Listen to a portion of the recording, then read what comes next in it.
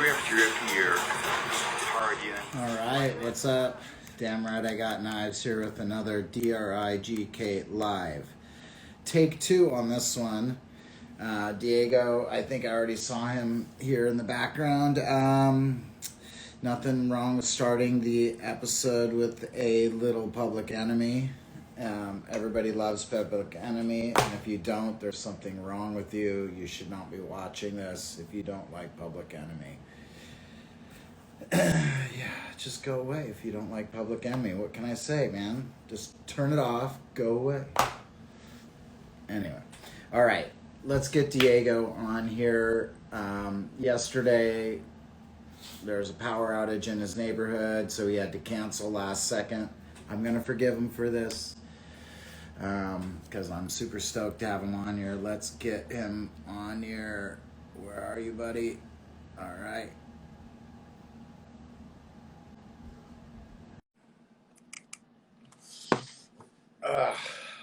I did yard work and just took a shower. So if I look weird, that's because I just took a shower. What's up, dude? What's up? How you doing? Good. We did it. Here we are. Finally, yeah, dude. It was so weird. The outage was like, I guess we had a huge storm, and then the next day was extreme heat. And so what the company did over here is just cut off a whole bunch of people to prevent wider outages. Okay. And for some reason, I guess the way that T-Mobile service works is it kind of piggybacks off of Wi-Fi, and nobody had any internet whatsoever. So my service wasn't working either. And like I had to be here at the house, so like that's why I couldn't go out anywhere. But yeah, I'm glad I'm here now. No problem. It's all good, man. What are you drinking? Liquid Death. I don't have any beers, so. What is that? I don't even know what that is. It's just sparkling water, but it's like flavored. Oh. Yeah, I've never seen that before. Okay. Way better than like LaCroix or any other sparkling water that I've ever tried. It's like we drink a lot of Topo Chico here. Do you know that? Okay.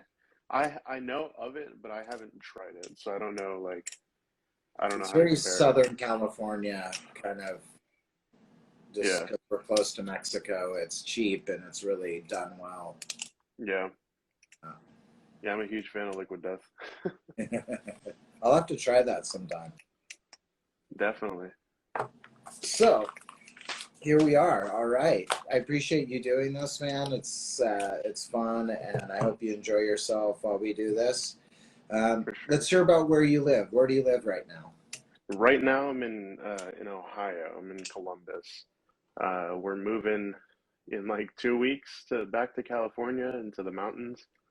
So that's super exciting.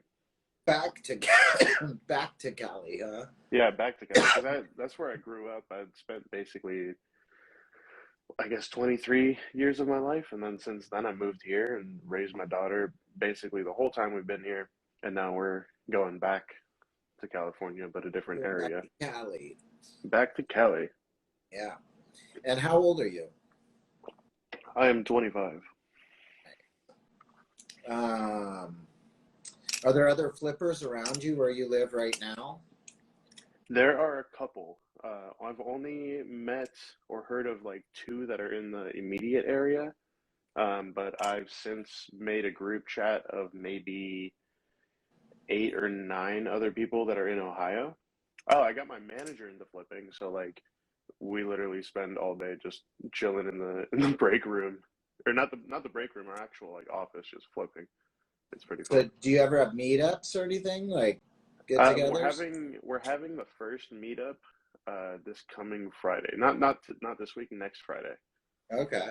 Which kind of sucks because it's like right before I'm leaving. Yeah.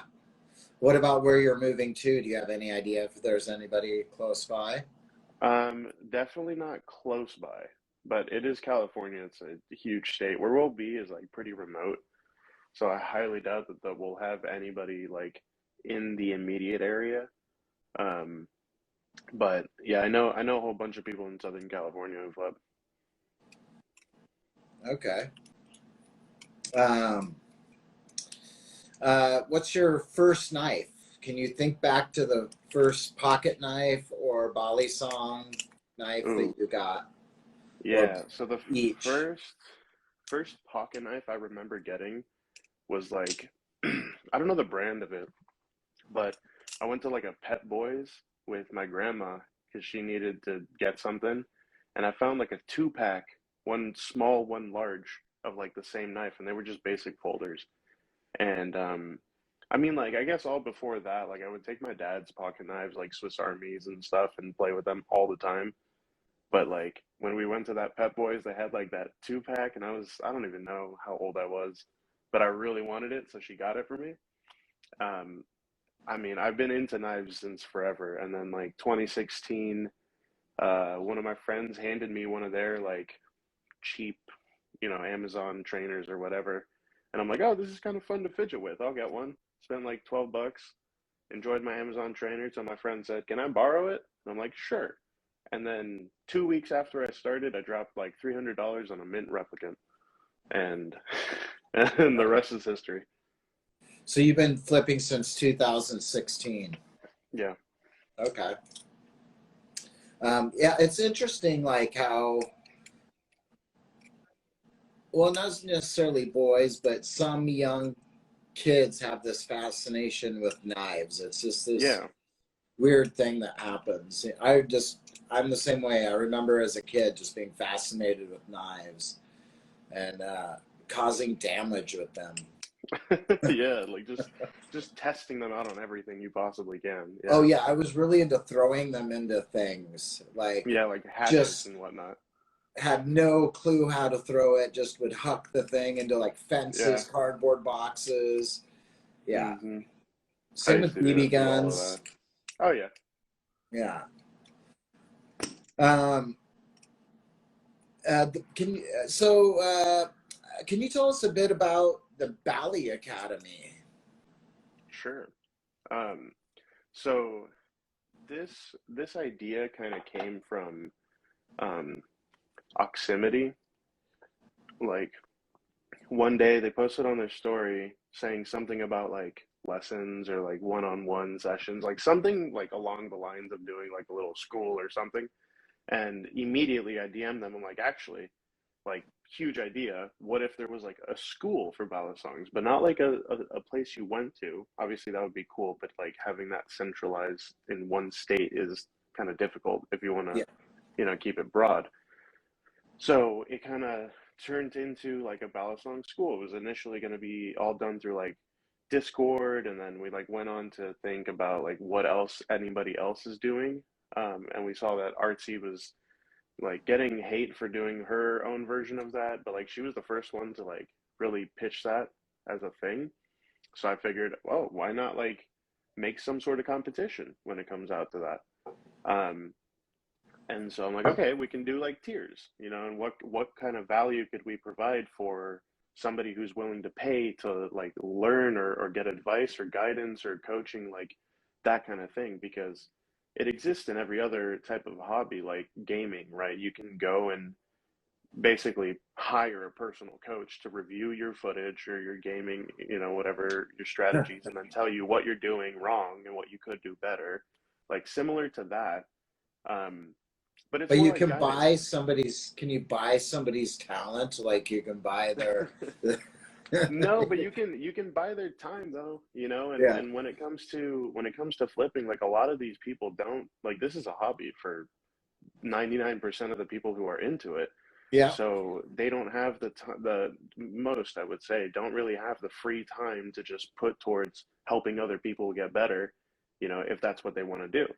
So the whole goal was like set this platform up, allow a platform there to be available for anybody who wants to be a teacher or create content or like try to make some sort of living or at least break into that industry, just balisong related, and not like making balisongs. It's like learning about them, learning about style and technique, learning about like anodization, which like it's all coming together very slow, but it's a huge, huge project that is just going to take time to really like expand.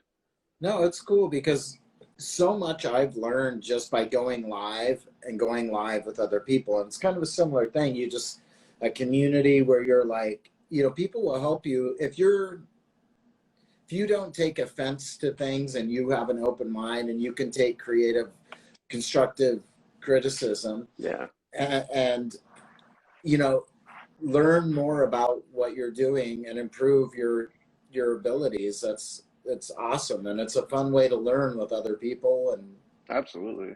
so it sounds like maybe we're going live as a lot of chaos Hmm. and not as structured. What I get is the sense of like where there's more structure to what you're doing, um, and able to help people dig in a little deeper. Yeah. I Yeah. probably could So use like, that classes. yeah, we've had like a few students we've been continuously doing lessons with. Like recently things have just been falling behind because everybody's gotten busy with like finals and just life in general. But with the people that we have had classes with, I'm pretty sure that most of them are pretty satisfied with what like value they're getting out of it. I know Swifty is, I don't know if you know who Swifty is, but like he's started his own podcast and he's been like one of my personal students. So like we meet about like once a month. And then there's a couple others that we've tried, it's, we try to meet up with them as often as we can or schedule those lessons. And sometimes they don't reach out or it gets missed or whatever. But like whenever we do set it up, it's like, what are you trying to work on? What do you want to learn? Like, what are you getting stuck on? Like all those kinds of things and guidance. And it's still building, so we're still trying to figure out like what exactly we're doing with All right. like the information. But as far as I'm aware, they're pretty happy with, like the one-on-ones that are already happening. And then Tanium, so Jackson is the other guy who's been like really into it. He has his own class on there, which at some point we'll make like a one-time purchase deal for just like individual classes, so it's not a subscription. But he has one on creativity and style, where he breaks it all down, puts it all into words, and like has charts and like it's the amount of work that he's put into that is just insane, and it's definitely something that if you have the opportunity to like read it or at least just go through it and you're interested in like style and creativity and like just coming up with weird things, definitely something that should be looked at. And do you do a breakdown of like how much it costs, or is it per person, or how does that work? Just Yeah, so people can get an idea right now it's just subscriptions. So it's like tiers. There's three tiers. There's a $5, $10, and $20 tier. per month. Yeah. And so Cool. obviously each increasing tier has more and more like value to it. So it's But not again, insanely expensive. no, it's really not a lot of money. We've had like some people just want to pitch in, they want to help with the cost of the website, so they just subscribe and they're like, I'm here for the content, I'm here to support, and that's about it. Some others actually do take advantage of all of it. It's really not like all that much when you think about it, but at the same time, lots of people are weary about paying for like something like this, right? Because they don't Right. know exactly what it is. So Um, it's a website. Just so you have a website, you get access to certain things that come on the website. So you're yeah, pretty much. So okay. like for the basic tier, like what we're doing really for that is like you can message us and get like direct advice from us no matter what. But really the main thing is we're trying to put together much more in-depth and broken down tutorials that include more tips, like feedback from people who want to see those tutorials, and then including it into like an extended tutorial. And that's what that $5 a month goes to basically. Um, so right now we have like it's like a 10-minute scissor tutorial. So we're it takes time. It takes time, but like, we're I guess now we're trying to move things over to Instagram, so kind of grow that a little bit more, make Okay. more things available to the public before we really start putting more time and effort into like the bigger projects. But they're also being worked on like little by little in the background. So And did this come about more like during the pandemic? How long ago did you start this? this trying to think.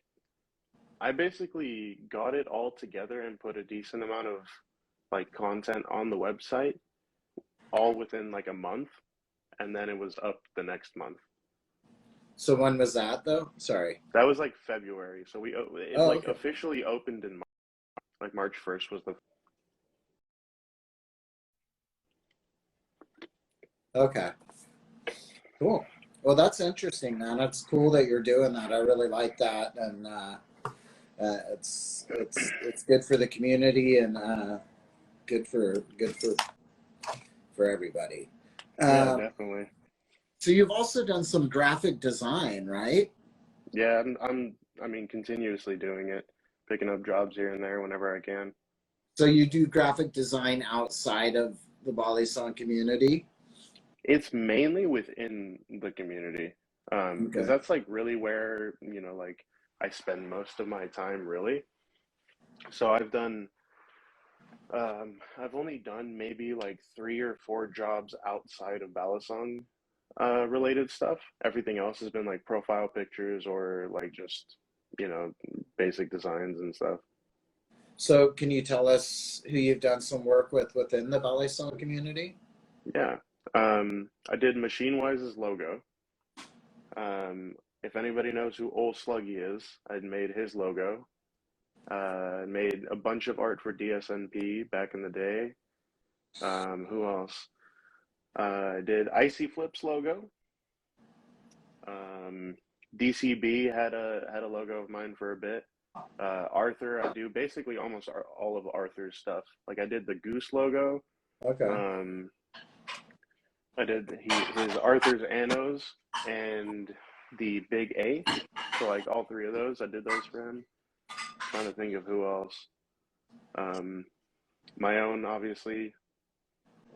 Um, yeah, I mean, I've done a lot of jobs all around. I think there's a Frosted Flips. He's got like Tony the Tiger with a basilisk in his hand. It's Yeah, pretty yeah, sick.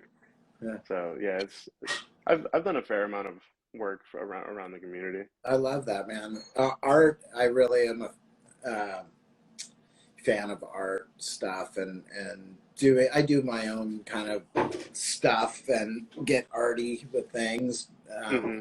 But I really appreciate other people who get into it too. Like Behold the Black Wolf did Oh this. yeah. Oh, I that's really sick. dig his artwork. So I was like, hey, would you do one for Shop Soet? And I believe in like trading. So I traded him Kraken, inked Kraken for him to do the art for this. And then I sent him some as well, like a shirt and a hoodie and stuff when it was all said Definitely. and done. Yeah, I do that too. Like most of the time, I'll like primarily try to do like a trade, but usually like I can full on do like $300+ jobs, which is like DCB. Yeah. Like when I did his, like it was a pretty pricey one because it just took so long to get perfect. Um, but like I'm always open to trades, Yeah, always. trades are nice, Yeah, but I think there's a value in energy exchange. You put your yeah, energy into something, you got to get something back. So definitely. that's so cool that you do that. Yeah, I only knew that because you told me that you did the Machine Wise logo, and I was like, "What? You Yeah, do that?" And then you were like, "Yeah, I do it. Look, I've done a few things," and yeah, so I wanted to get on that topic as well, so people understood that you've been doing all. You kind of come out a lot of different directions, and you're yeah, involved in the community, and it yeah, kind of can show people, the different things you kind of can do. I mean, besides just flipping, you can kind of get into a lot of different sides, and I appreciate that and like it. oh yeah. Um, all right, what's up with your knife collection? You got a little collection going on, a big collection Um, going on. How's it's it looking these pretty days? it's pretty small. I got, oh man, let me move this over. I was leaning it on my case, but it was my case. This holds basically all the knives that I own besides my folders. Um, I've only got like maybe 4 actual Balisongs that I like or use. Um, and I've got like 5 folders. First one being obviously the Solo. Heck yeah, I love my Um, solo. It's such a good knife. I've got this clone tech that I did a trade for some graphic work. I was like, hey, like how much you want for it? And they said their price, and I'm like, I'll do artwork for you. And they're Okay. like, okay, bet. I've got this on loan from Taters, which I have to send back to him at some point whenever he's wanting it back. But it's like a double edge Revenge of the Blades, uh, 51 reblade, Okay. and then the other two that are actually mine that I do flip are the Squid Trainer and Monarch. But that's it. That's all I own. Have you owned more in the past, or have you? Um, Not really, to be honest. Like most of the things that I've owned have come and gone. It's usually a lot of like trading, or I have like one valuable knife at a time. Okay. The most that I think I've had at one time was probably, I mean, yeah, I don't know, maybe like 4 or 5. That's I find that interesting because I collect a lot, Yeah. but you like don't collect a lot, but flip really freaking good. So there's no sense to it. I would always get super envious of all those people who would like kind of be beginners at flipping, but I also have like these grail knives that I was wanting forever. Yeah, And like I thought it was unfair. I'm like, how dare you have this? You can't even flip this good, like all this shit. And I'm realizing now, like it really doesn't matter. it doesn't. Like there's there's like a pack on Amazon that it's the most generic Balisong that you can find. It's like a 2 pack for like $15, and they're full steel. They're sandwiched and they have a latch. But you can, if you take the latch off and you get the hardware to stay there, like it's small, but it flips pretty well, to be honest. So, like this, it doesn't really matter what you own. The better the ballot song, the easier it is to learn. But Right. you can get good owning whatever. I love to flip all my knives. I don't like. I've kind of gotten rid of some knives that just kind of were the ones to look at. There's a few that are like that still in my collection, but I Hmm. really like having knives that I actually want to flip. That's kind Yeah, of where and then I've also changed my collection into more current flippers or current makers, I should say. right. So I really like supporting what's going on currently and how it's evolving um, and being able to flip them and enjoy them. Yeah. There's a few like say like my Paradigm or my Ryworks GA that I don't flip as much just because of what they are, but most of my knives I flip.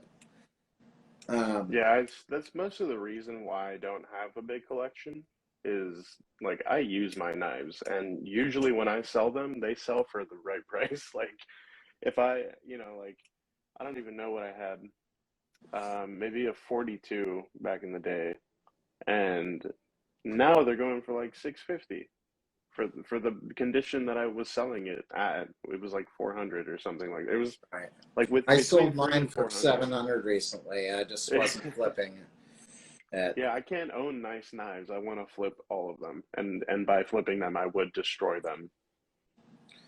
What's your favorite trick that you do? Do you have a Hmm. favorite that you're like, oh, I love when I nail that and it feels good and something maybe you always turn to?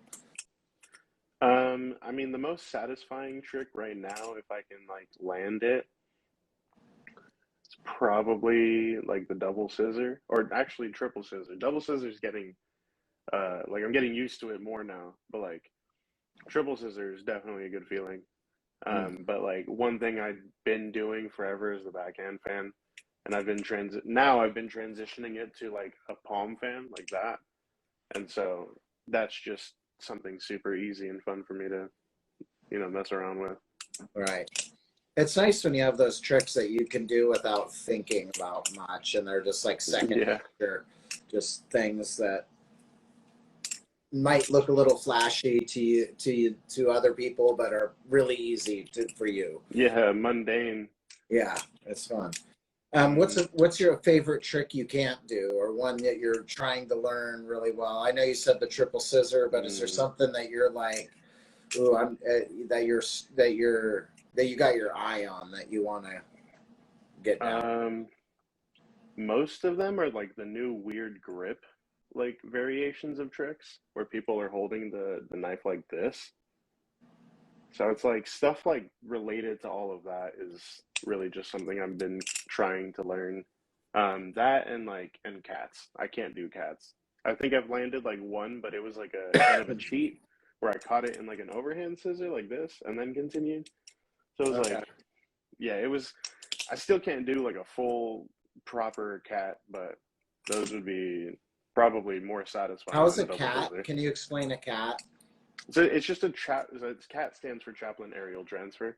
Okay. So like basically you'll just do a chaplain, throw it from the chaplain, it does a rotation in the air and you catch it back into a chaplain. Oh, okay. Yeah.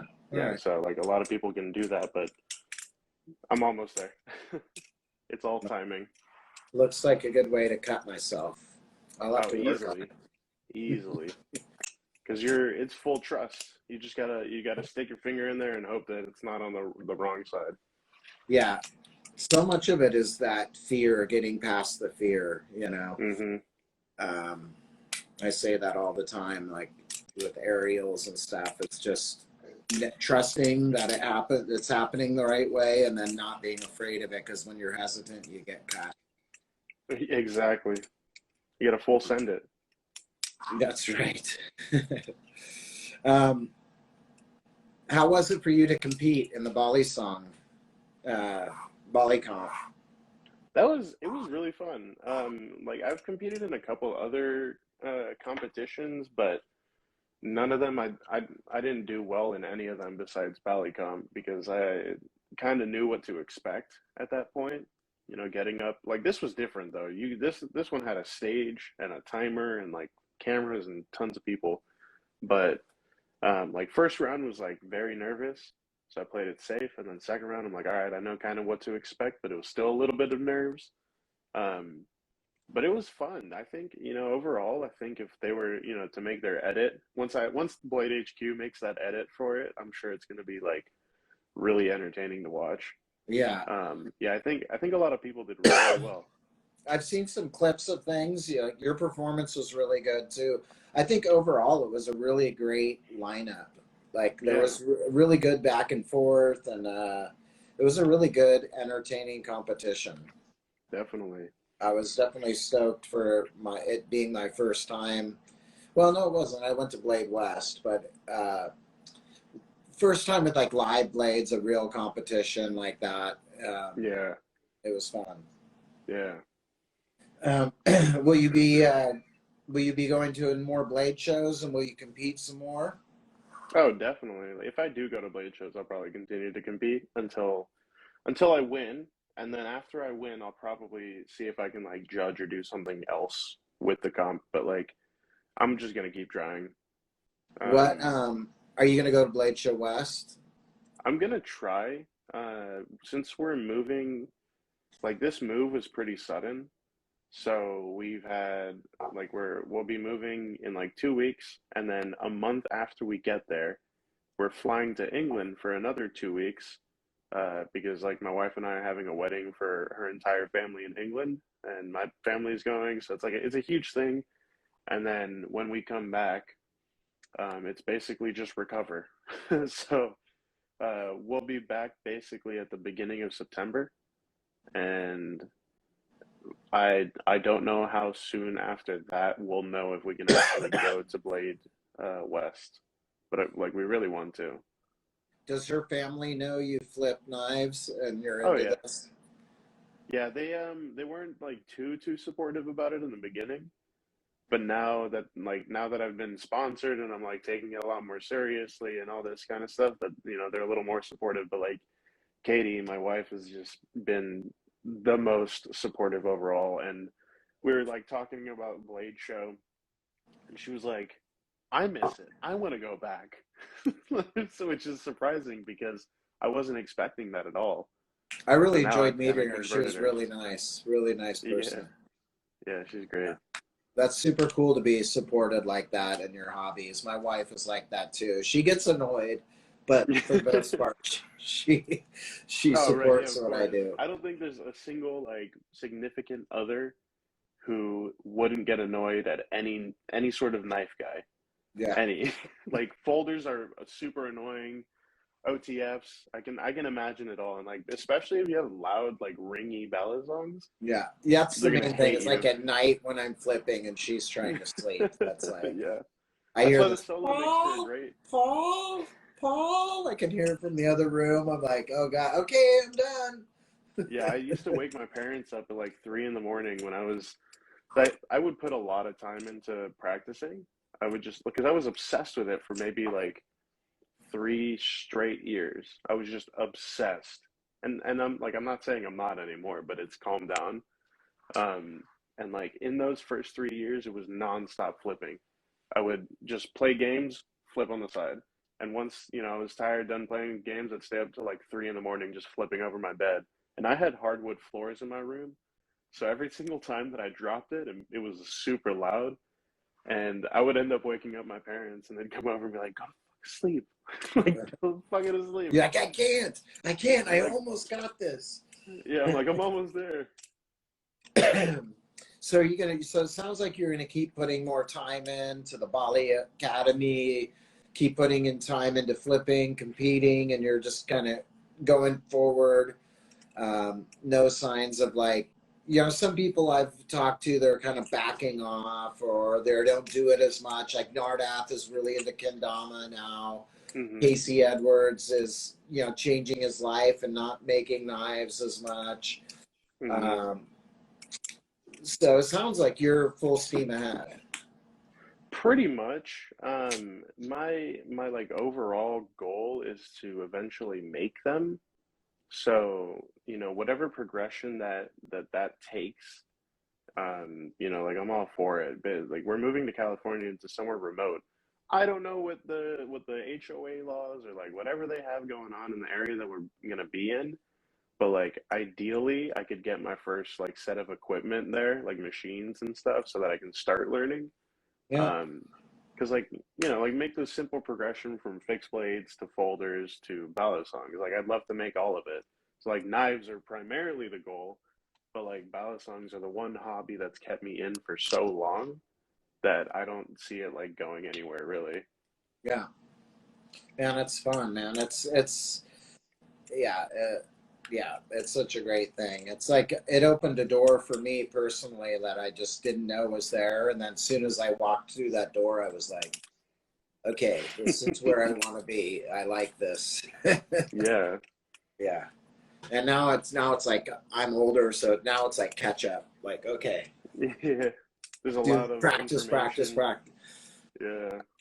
And having fun, man. I just have fun. It's so much. Um, where do you see the future of Balisongs headed in general? I mean, do you feel it's growing a lot? I mean, do you feel that It's it's always going to remain this like kind of like uh, like um, taboo kind of. taboo? Yeah, that's the word I'm Yeah. looking for. I mean, it's already blown up a ton. Like just because of the pandemic, I know so many people have been in the community for at least 2 years now, and like that's essentially when the pandemic started. People got bored and they saw that more video games had balisongs in them. PewDiePie showcased them, like made a whole video, owns some, has a collab with Squid. Like it just continues to grow. I don't see it like slowing down really. Um, I do feel like it might continue to be taboo for a little bit longer, just because like they're knives and knives have never really been like something for everyone. Mm. Um, in Thailand, I don't know if you're aware of Initial Man, No, but you should look him up. He's made waves in Thailand related to balisong flipping. Like he's gone on shows, like huge stage shows, and done like his combo with the other guy that flips over there, and they've made it like a huge thing where he is. Um, so like being able to do that in the U.S. would be pretty sick. Like just publicize it, make it known as like a sport or a hobby totally. instead of like something dangerous or. It's no more dangerous Haven't, than skateboarding, man. I'm always saying honestly. that. It's like you can get hurt on a skateboard way worse, Oh break your yeah. ankle, crack your head open than a little Hmm. cut on your finger, you know? Sure, you can get Yeah. cut pretty bad sometimes, but it seems way more likely that you're going to get injured skateboarding. Yeah, if you could like compare like the nastiest cuts that I've seen from Balisongs end in like nerve damage, honestly.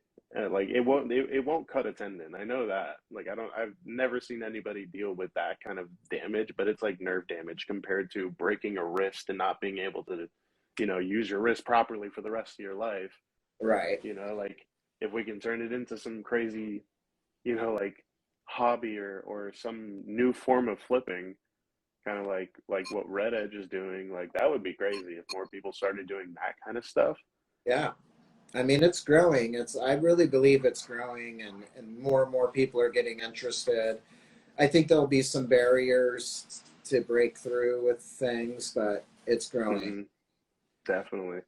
What is a knife you really want to own? I really want to own. Yeah, is there one that you're like Oh, every time you see it, you're like, damn, I really want that knife? um, it's a tough question. There's so many knives. Like, I'd probably want a tsunami, but if we're talking about like unattainable knives, probably like the Hydro.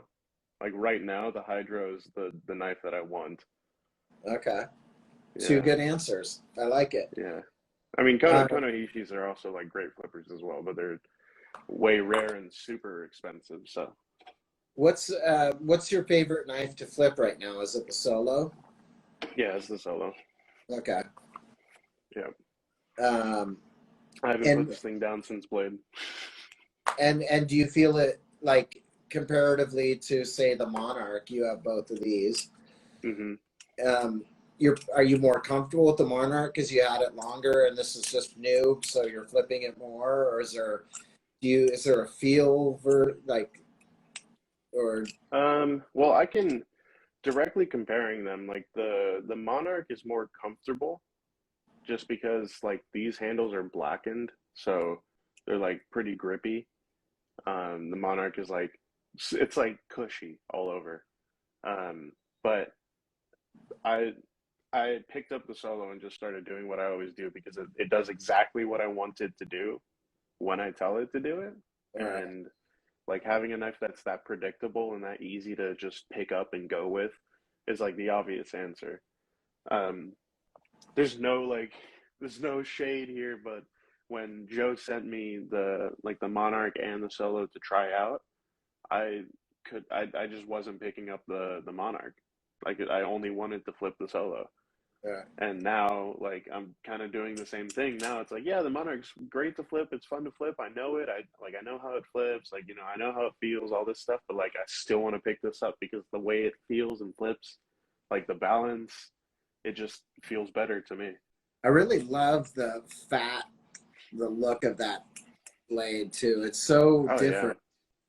It almost has like this some sort of Native American look just in here. I don't know why, but interesting. like a Takuna or something like that. Hmm.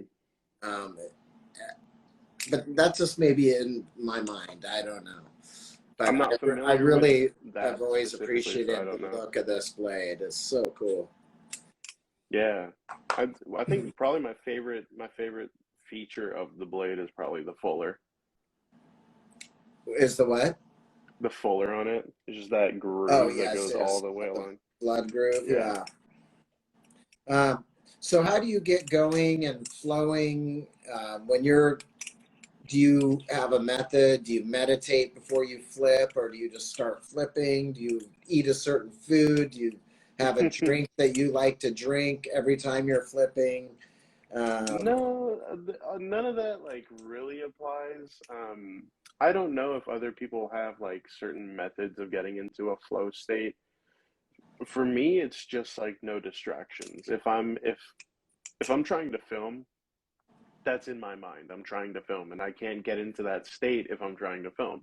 Or like if I, just have my phone out, or if I'm paying attention to something else, like I'm not going to be doing the best that I can. But if I'm like not listening, paying attention to anything else besides just the flipping, give me like a couple minutes and then I'll be in there and I'll just start doing my thing.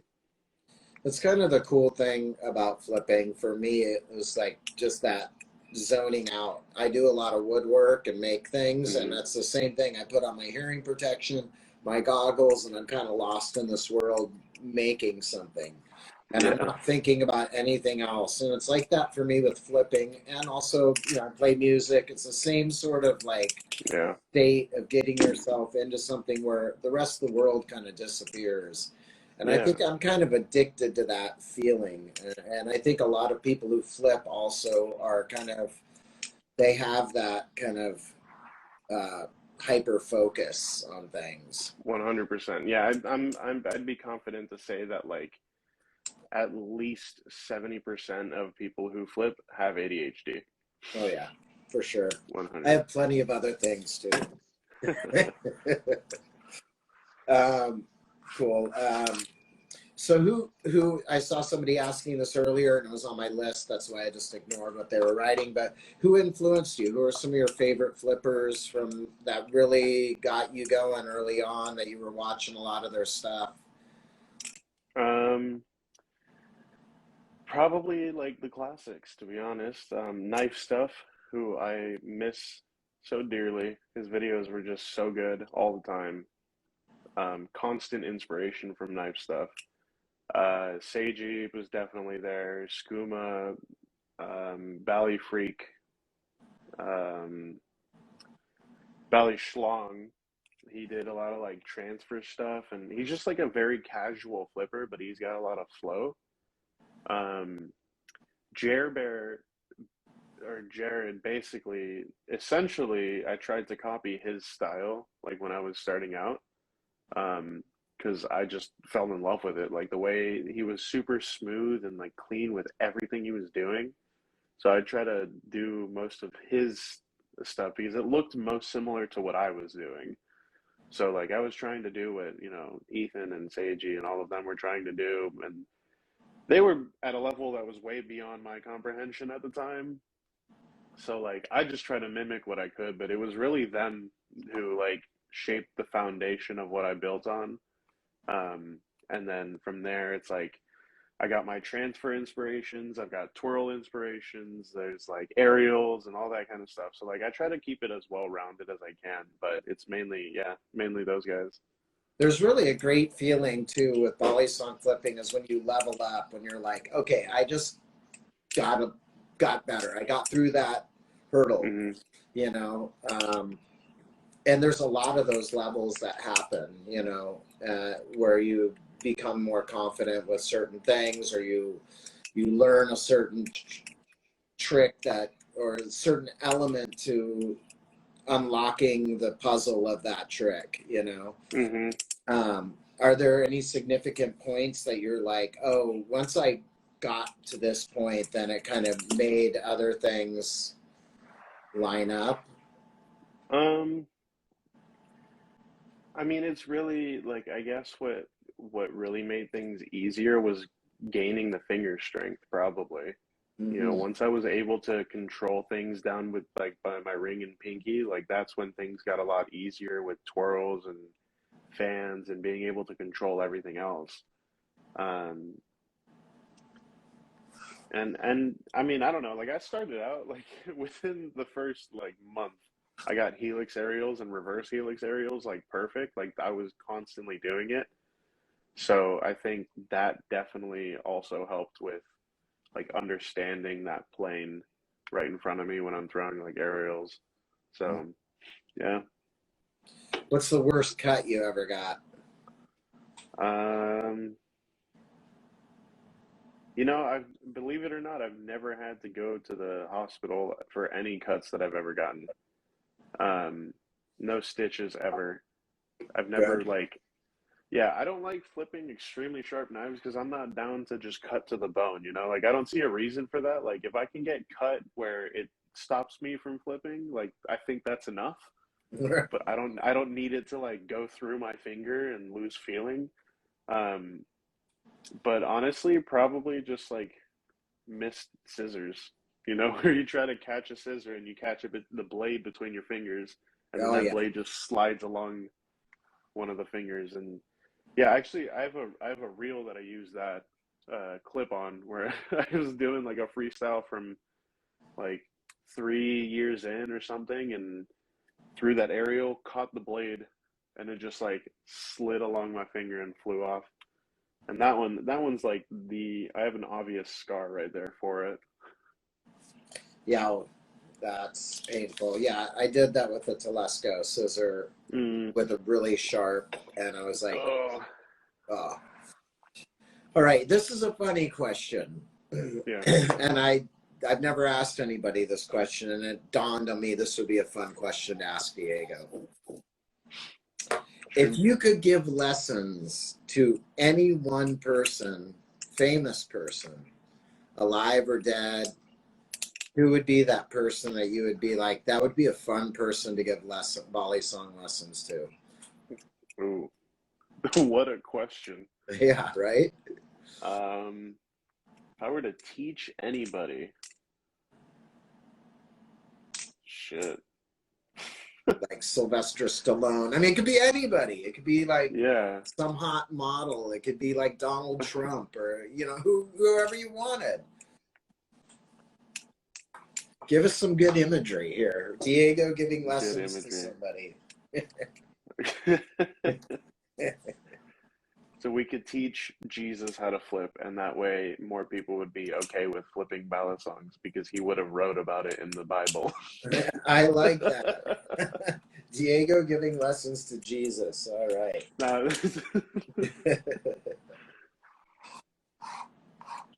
All right. It would be one of the commandments. Yeah, there we go. One thou flip. What do you want to do next? Is there anything else that you'd like to add into the Balisong community?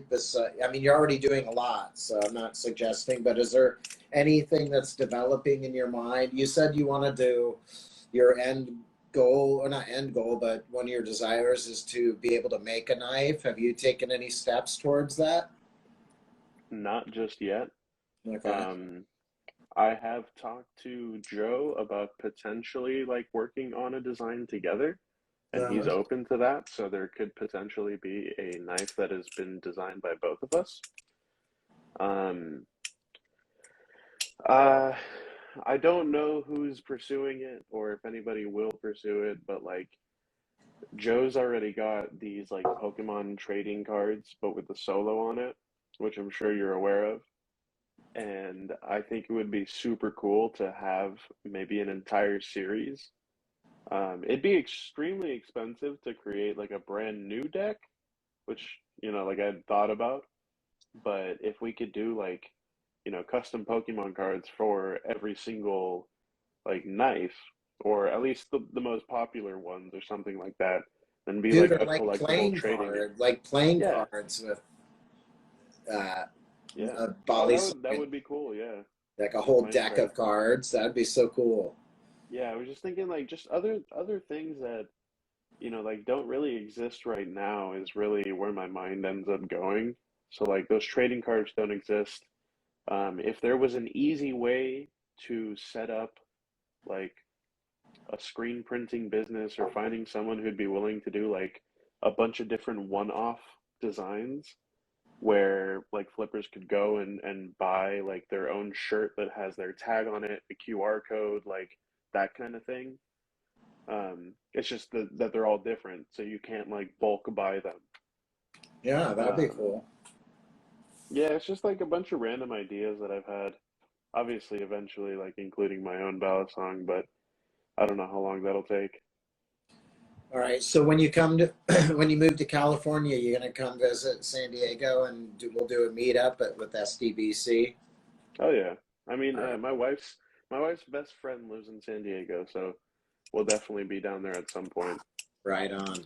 Well, I'd be happy to host you here. So let us know if you need anything, and Yeah, we'll definitely. definitely put together a meetup for sure. Um, all right. Another funny question, and I'm gonna read this like I wrote it here.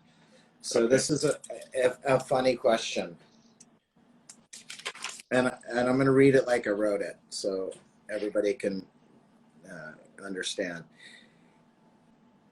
If every other store that sold Balisongs had to die, and all the people who worked there would die too, and you could only pick one to live, what store would live and why, and how would you like the other stores to die?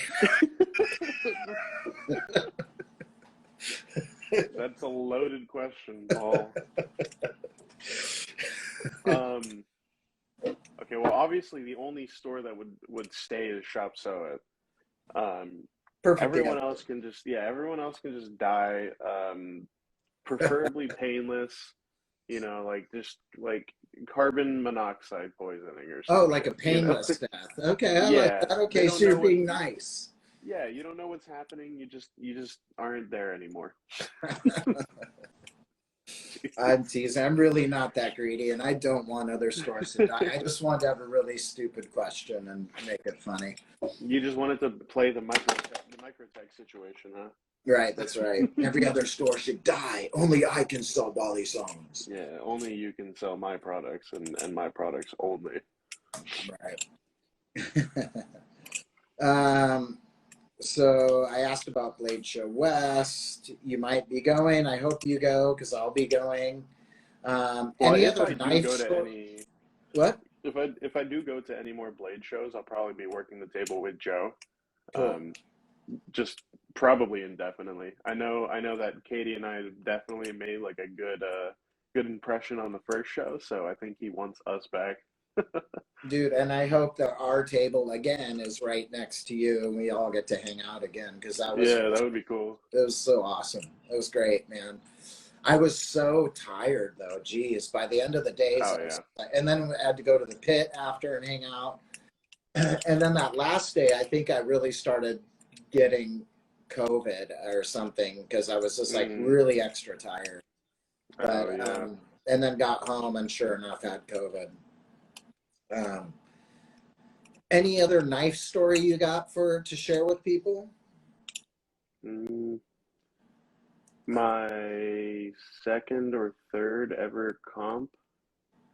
It was the California that was hosted at like a martial arts festival. That was 2019. Uh, Katie was pregnant at the time, so like we went to this event. It was pretty cool. There were a lot of people there, and I didn't really get too much time to like hang out with all of them because Katie ended up having Braxton Hicks contractions. Oh, And so basically, like those contractions act as if they are legitimate contractions. And if they don't stop, you could have the baby. So she started having these contractions and they're becoming more and more frequent. And we're like, shit. So like we're out to lunch and she's like, all right, that's it. Like I need to go to the hospital. So we left early, spent the rest of the day at the hospital, and we had driven Andre there. So he was just like roaming around with I don't know who. I'm like, dude, I'm so sorry. Like we can't oh go back shoot. yet. Like we're still here at the hospital. By the end of it, like we did get out. Like it was just a scare. She wasn't having the baby yet, but like we missed that. And I mean that's pretty much like the craziest story that I can think of. But there's not really a lot of like crazy knife stories that I have. Just good Um, times. um, where does the name Peruano? You told me once what it means and where it came from. Why did you pick that? What's the deal there? So initially, when I started out the first 4 years of flipping, I was under Jazzy Belly, Jazzy and Valley. Yeah, somebody was yeah, talking about that. Okay.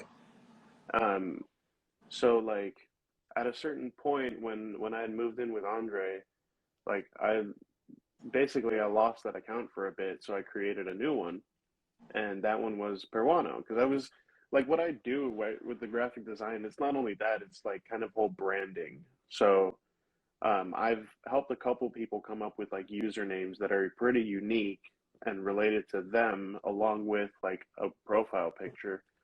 And so I was like, okay, like I'm restarting. Like what's another name that I would want to use? I have made other accounts in the past, but none of them really like stuck. Um, Have you I ever been tempted to usually, put flips in there? um, I think so. Like, I Yeah. think the first name I ever made was Peruvian Flips. That was like the first one. When I made my Instagram, that was Peruvian Flips, and I'm like, I don't really like that. So then I switched it to Jazzy Ballet because I fucking love jazz. Um, and so time went on, lost that account, got the new account, and I figured, well, like now that I've moved out and I don't really know much of my like culture or like heritage or anything like that, really, I want to reconnect with it. So I came up with Peruano, which is just Spanish for Peruvian. And the first one, it was just the username, but then Peruano V2 came around. I'm like, okay, now I'm sponsored, because I lost that account in December.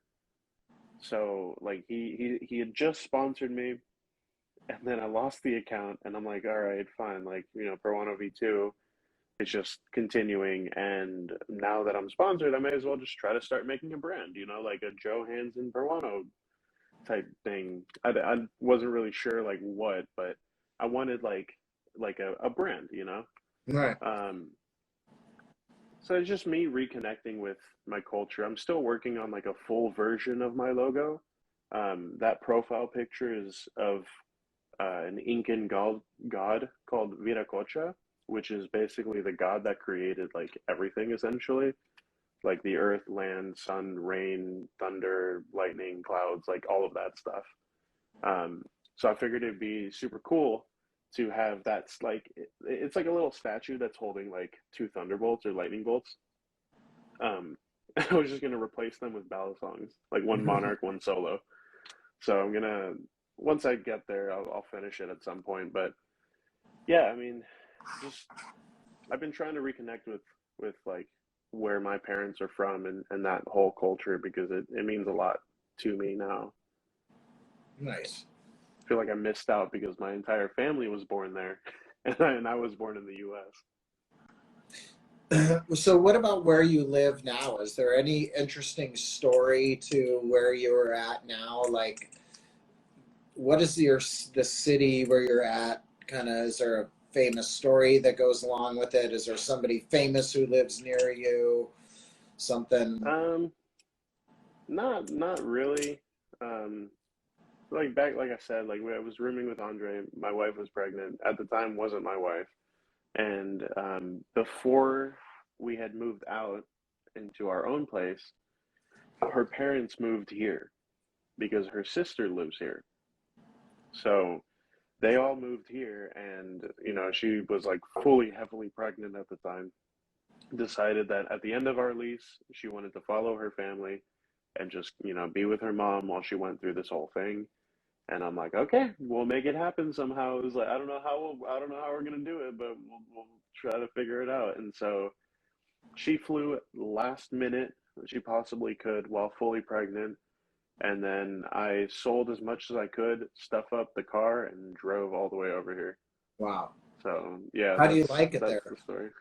It's okay. It's a good city for like foodies, and if you have like if you're at like going to the college here, it's great. But if you're trying to like raise a family in Columbus, it's okay. Like it's not my favorite place. I don't really like the weather. Okay. All right. Well, maybe we should do a Q&A and see if there's some people on here, unless there's something you can think of adding here before we to go into the Q&A.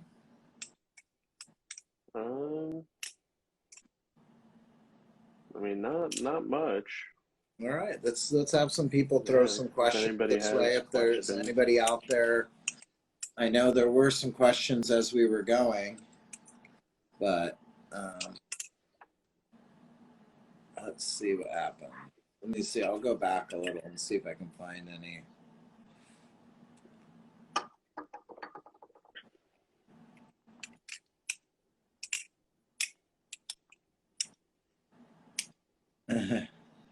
As I walk through the valley of death, the shadow of death, I fear no evil. Thou had taught me the OG twirls.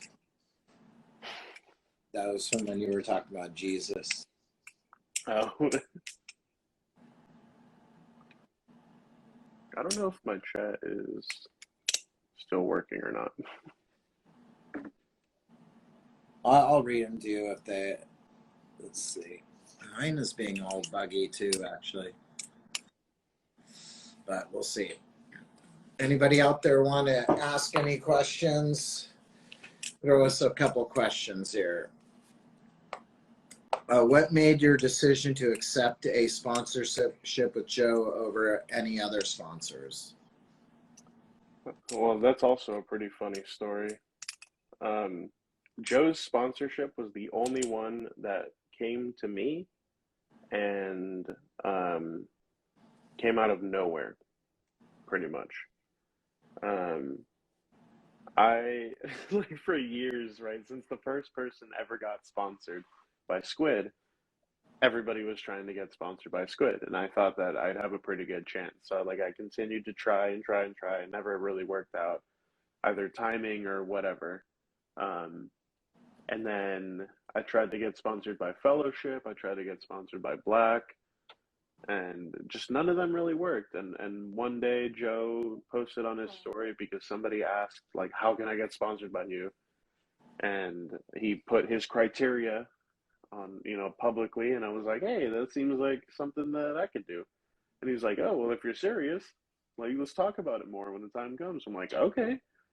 And then, some weeks go by and he comes back to me. He's like, "Hey, so about that sponsorship." And then he like laid out his conditions. I'm like, "These are more than reasonable conditions." Like the answer was yes, way back when. And so like since then, we've known of each other for basically the whole time I've been in the community. And yeah, I mean, since then we've just gotten to know each other even better. And he's like, like we're super tight now. He's an awesome guy. It's I don't know how many I find people it a like. very fitting match. Yeah, You two, it like, because seems he's so. incredibly nice and chill, and then I've learned the same thing about you, that you're very generous with people, very kind, and I think it's a Yeah, very fitting match. yeah. It just so happens that our like ideologies and philosophies and perspective on like just life in general kind of coincide. Like we understand fundamental things about the way the world works and know like how to act, react in certain situations, and like that. With all of that, it's just good energy, good, honest energy that comes out of both of us. I last thing I want to do is be ingenuine, and in a community like this where there's like a ton of toxicity, being genuine over the internet can also come off the opposite. So it's like it's hard to, portray myself the way I actually am without it seeming a little suspicious. All right. So like this interview and going to Blade and having other people meet me and like all that, it's like I feel good to be able to get my like who I am out a little bit more, let people understand who I am a little bit more, and People just always say that yeah, too, that they appreciate that I'm kind, and it's like, to me, like, Balisongs are a fun time. It's my happy time. Like, why wouldn't I want to be in a good mood and be happy? There's plenty of things yeah, to be like annoyed about in this world, but the things that bum me out mostly are when you see people being lame to each other. Then it's like that's kind of a bummer. Um, yeah, but yeah, I think it pays off way better to be positive and be in a good mood and be happy and be supportive of people. absolutely. You know. Um, then somebody asked, "How good is your wife at flipping?"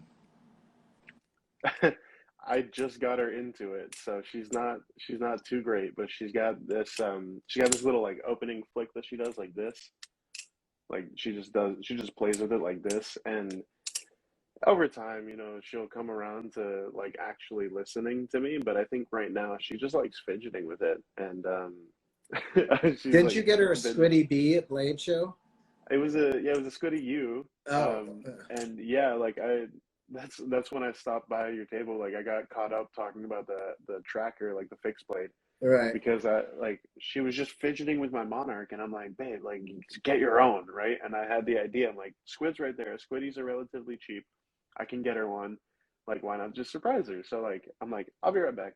I walked away, got a little caught up, and then I went to the squid booth, handed her a little box after, and she was like, "What's this?" I'm like, "Just for you." And she's like, "Really? Really?" I'm like, "Yeah." Open it up. She pulls it out. She's like, "What?" Slides it out, and it's like this bright blue little squiddy you. And she's like, "This is for me." I'm like, "Yeah, it's for you, so you can start flipping on your own time, and do whatever you want without actually getting hurt. And like you can take it anywhere if you want, like whatever it is, exactly what a squiddy is for, is for getting DSA somebody approved. into it. Exactly. So, It's also now she's funny like, how like knives kept flying by her, kind of landing next to she's her. used to it. She's used to it, but she's a magnet for knives, honestly. Like there was one guy who dropped a solo like twice on the table in front of her, and we're like, dude, back up, back up a little bit. Was there a collab you did with Joe, like a flipping collab? Or I I think haven't, somebody's I just saying haven't. love the collab of you two together. Yeah. I mean, it's just an idea right now. Joe and I don't actually have like any collab. Um, Content. yeah, like no content. I think the first thing though is probably going to be merch, and it's just going to be me designing something like for Hansen, so it'll be like Oh, cool. that kind of collab. Um, but I do really want to try to get something new out for Blade West, so that Joe actually has like more merch than just hats and stickers, because that would be pretty cool. And if we could like do it with like simple stock, that'd be even cooler. But we'll see. Um, what is your favorite food? Somebody is asking. Favorite food? Um, man, honestly, probably pizza. But like good pizza though, like traditional Italian, like stone oven pizza. Yeah. Pizza. I thought there could never be bad pizza, but I've had bad pizza. See, I agree.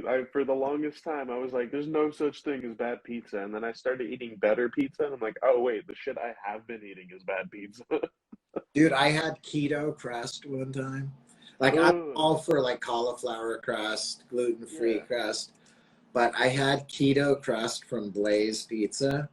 It literally was like a freaking cardboard box with sauce on it. It was the most Ugh. horrible fucking thing in the world. I mean, it was horrible. It was disgusting. It ruined my Dude, pizza experience. I basically I uh, threw it out and got back in line and ordered another normal one. so yeah, so that keto dough, just stop serving it. Yeah, that keto crust just was Their high rise dough is pretty good though. where from Blaze. Yeah, from Blaze. I like their gluten free and their regular is great. Blaze is actually Okay. better than Pyology or whatever that other one is. Blaze is better than Pyology, but I have to say Mod is better than Blaze. Which I don't one? know if you've had Mod Pizza. No, I don't think I have. Okay, yeah, Mod Pizza is I get from their claims, like I worked for them for like a week. It just didn't some shitty weird story about that, but like I worked for them for a little bit, and their whole thing was like we invented this like style of, I guess, pizzeria, Uh-huh. right? So it's like the Pyology was the first one that I discovered that was like a Chipotle, but for pizza. And then Mod was actually like the first company to develop that, because they were also, I think they were founded by the people who founded Starbucks. So they Oh, did really? Starbucks, and then they moved on and did Mod Pizza, and that shit's expanded. If you can ever find one, try it. It's really good. Somebody's asking what shoes you wear while you're flipping. What shoes I wear? Yeah. Um, I don't know, just everyday shoes. I have like these slide on, basically like if you imagine like slide on Vans, like depends on what knife I'm flipping to. I often wear these because they're thick leather, Hmm. and unless the knife lands right there, it's pretty good coverage for things landing on my feet. Yeah, I don't know. It really depends. I typically flip barefoot, but that's because I kind of trust myself now. Yeah, I don't really worry about, I mean, I'm saying that now, but I don't really worry about knives landing on my toes or my feet very often. I think I've been kind of paranoid since I think it was maybe the last time I went live. No, not the last time, but like when I went live in my backyard, I was flipping my Monarch and it flung down tip first right above my big toe, like cuticle, like the big toenail. And it just like it hit with the tip right above the nail. Oh my And God, that yeah. was it. I was like, nope, that's it. I'm going inside. Done. So that was like, I'm kind of paranoid about flipping the Monarch with no shoes. Dude, when I was first flipping, every night I knew I was so learning and still learn all the time learning. But I was learning and I knew that every night there would be a point where I would get cut every night. So I'd flip every night until I got cut bad enough that I had to stop. So like I'd Yeah. have these band-aids on me and I was just flipping like a madman, like just determined to get better and get comfortable with like the simple aerials or just whatever, Yeah. or just getting more and more comfortable with the knife. So every night I would flip until I got cut. That's not my method anymore. Yeah, honestly, it's been so long since I've actually sat down and tried to learn something because that it requires not only like time but patience and like consistency and stuff. But now my life is just so much more busy. You know, Yeah. I don't have the free time to like spend my my late night hours just practicing flipping. I gotta go to sleep. Yeah. Uh, it's I've had this 10 days off now because I got COVID. So I've been Hmm. flipping a lot, but I'm like actually starting to get pretty bored. And I'm like, okay, I want to get back to work, get in the shop, give my wife a break from, she's been covering me over this time. And I'm ready to just get out of this house. I feel that.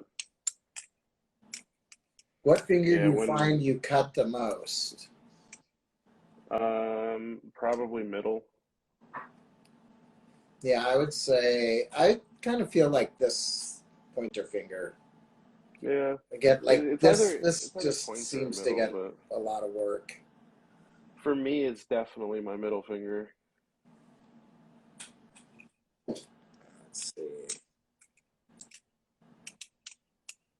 Uh,